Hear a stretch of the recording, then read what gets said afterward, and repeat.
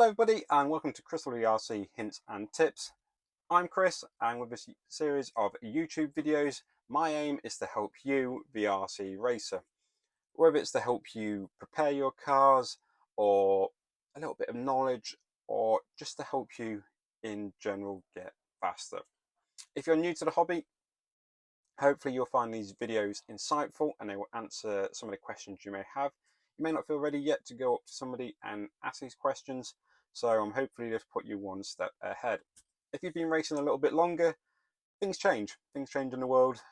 Things change in the world of RC. So you may not keep on top of your car. You may not keep on top of the changes that are happening car to car. So hopefully some of these videos will again refresh you and help you along. So today's video, I'm going to be talking about body height and ride height. These are two quite important things from when you're traveling from maybe club to club, or even if you stay at your own club, they are something to keep on top of. All I can say before I deep dive into the video is before you go to a new club, whether it be indoors or outdoors, you do check up on the requirements for body height and ride height, as they may differ from club to club. Please give this video a like, share it with your friends, and if you can subscribe, that'd be great. That'll help me along, make more videos and hopefully answer more questions. Anyway, that's enough waffle. Let's get into the video. Okay, so first thing I'm going to talk about is ride height. So essentially your car wants to be race ready, so that's got everything in it: your battery, you've got your weights to put wherever you want to put them, you've got your race tires on, so the car's essentially ready. And then after doing that, I would recommend you get yourself one of these. This is a ride height gauge. This is a Hoodie one. This is in 0.2 steps, so you can get them in mil steps, but obviously this one is just a bit finer. So what we're going to do is measure the car from some of these points here. So I'm going to go from these points here and these points here. Obviously on an X-ray we've dumbed it down for us, and there is X's in the areas that we want to do it. So if you've got a carbon car, obviously racing outdoors, it will scuff and it will take a bit of carbon fibre away. So that's why we measure it in these areas, because they are least affected. So like I said, everything's ready. Take your ride height gauge, double check. I like to press the car into the setup. Measure under, and then we measure under again.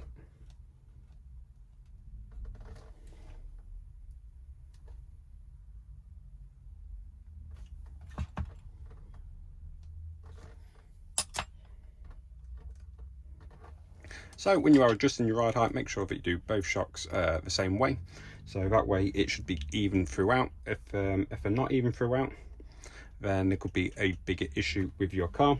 So we'll then spin the car around, we'll again compress it, we'll double check the car.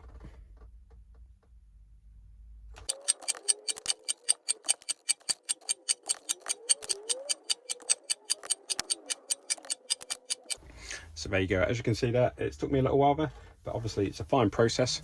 If you're brand new to the racing, essentially if your car covers up to that mark like that, that would mean that you've got a ride height of 5 mil. If it covers up to that, it's 5.4, and so on. Essentially both sides want to be the same, so whatever number you're going for, both sides want to be the same. Okay, so the next thing I'm going to check is body height. So body height will be checked at clubs and big events, essentially, so that your body shell isn't dragging in the corners and ripping up the carpet. So it can quite easily be adjusted on your body posts here. As you can see, this is a standard one, stood up, but on the rear of my car I have the horizontal. So no matter which way you do it, you can do it in small steps. And as you can see here, to fine tune mine, I've also got a couple of O-rings just to lift up the car. So essentially, get your car ready, have your body shell, and pop it on the car like so. Then, as I said, using the ride height gauge that we used in the previous step, we're going to run the car all the way down and round. So make sure again nice bit of compression. So I like to set mine minimum of 8mm. That way, because obviously in the corners your car is going to compress, it's going to lean over. So I've got 8mm. This one sits just over, which means I'm safely over limit. Obviously 8mm is what I set at for all the races I go to. 8mm is what I set at my club. So essentially what you normally want is your body to either to sit completely flat or a slight bit of a rake on it. Like I said, you can make small adjustments on your posts, and essentially you do want them, again, like everything in this hobby, you want them to be the same. That way you know that everything is equal. What can affect body height? Obviously having them in a different position on your posts, and the other thing that can be affected is how you cut out your body shell. So if it's got a wiggly line, it might drag at the lower bit here but not at the higher bit here, and it's essentially the same front and back. So do take time with this process. It will hopefully get picked up on at clubs, so if people are watching in free practice and stuff like that, if they hear your car and your body shell dragging, you will be essentially dragged off the rostrum to go and sort it, because clubs don't want to be buying new carpet week in, week out, because people haven't followed a very simple process. Anyway, I hope this helps.